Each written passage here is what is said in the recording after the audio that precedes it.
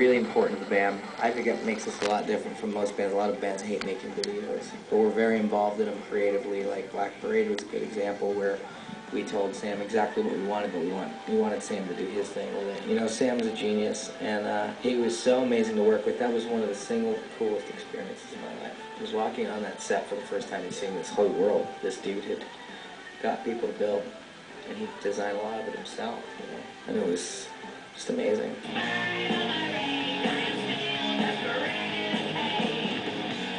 Bullet with Butterfly Wings by the Smashing Pumpkins was one of my favorite videos of all time, and Sam did it because he painted the pumpkins in a color you'd never seen them before.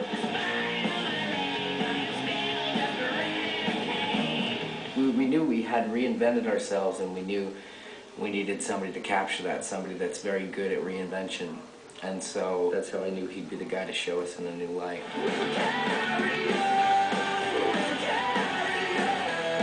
All the new materials, just there's an immediacy to it I think people latch on to.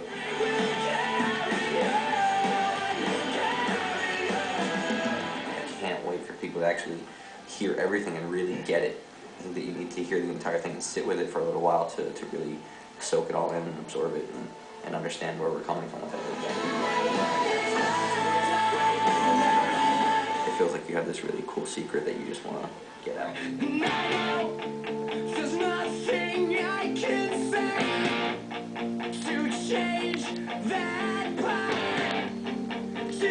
You released numerous videos for this latest album, and even the one that you sort of got injured by. Tell us about that. That was very interesting. I didn't really get so injured as Bob got a third-degree burn. You know, we were just too close to the fire, didn't want to mess up the shot. Bob's really dedicated like that. He knew that we had one take because we were burning everything down. So he stayed there. And he knew he was getting burned, and he just stayed there. So I think every video we've made has been dangerous in some way. Ghost, we almost drowned. We were in that boat in the middle of the ocean, and they kept opening the front hatch so we could pretend to run off it. But just pretend, because we're in the middle of the ocean. But that was the only way they could get the shot, so eventually we're running to the front of the boat, water keeps filling in, and it starts to capsize, and, you know, totally almost drowned for real. And then every video we've made pretty much since that's been really dangerous.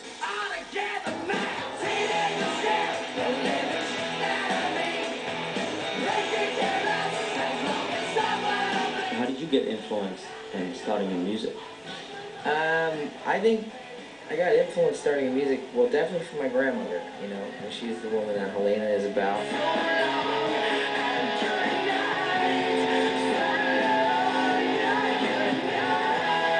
She taught me to really open up and express myself. She taught me how to sing, how to paint, draw, everything creative I know to do came from her. And she saw that I was okay at some things, or good at them, and so she nurtured them. And she's my biggest influence.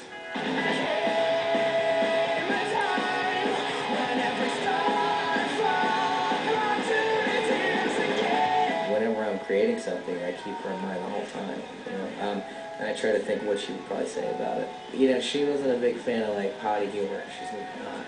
There's a lot of things she wouldn't find acceptable, so I still have a filter because of her. You're also working on a comic. I am. September. Tell us about that.